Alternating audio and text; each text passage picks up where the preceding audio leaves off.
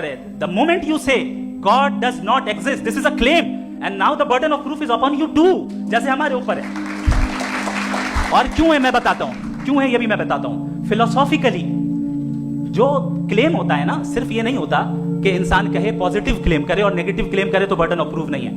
आप मिसाल के तौर पे मैं कहूं कि फुला उस कमरे में कोई नहीं है, मैंने एक नॉलेज का क्लेम किया है. उस कमरे में कोई नहीं है, मैंने एक नॉलेज का क्लेम किया. या तो मैं कहूं मुझे नहीं पता, हो भी सकता है नहीं भी हो सकता है, this is not a claim. लेकिन जब मैं कह रहा हूं कि वहां कोई नहीं है या मैं कह रहा हूं वहां कोई है, दोनों क्लेम है और दोनों के ऊपर बर्डन ऑफ प्रूफ है. हमारे ऊपर भी बर्डन ऑफ प्रूफ है. मैंने कंटिजेंसी आर्गुमेंट दिया, इसे तोड़कर दिखाई. आखिरी चीज, इन्होंने कहा कि खुदा दुनिया बनाने से पहले 150 साल पहले या करोड़ों साल पहले क्या कर रहा था. अरे हजरत, चलें बहरहाल मैं जवाब दे देता हूं.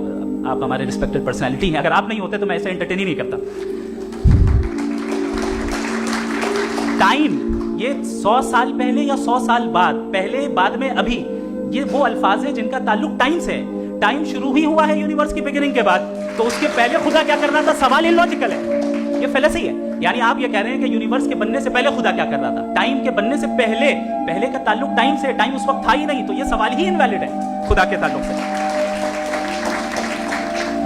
दूसरी चीज, आर्ग्यूमेंट ऑफ कंटिजेंसी जो मैंने आपके सामने पेश की है, आपने बार बार ये प्रूफ किया और ये कह रहे हैं कि गॉड ऑफ गैप्स.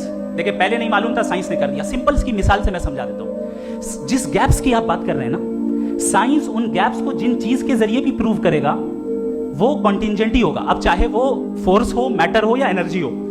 लिहाजा सवाल हमारा उस वक्त भी वैलिड होगा जब तक कि आप नेसेसरी बीइंग पे ना आ जाएं. और इन्फिनिट रिगरस पॉसिबल नहीं है of causes in practical world. तो जाहिर है कहीं रुकना पड़ेगा, जहां रुकेंगे वही खुदा है.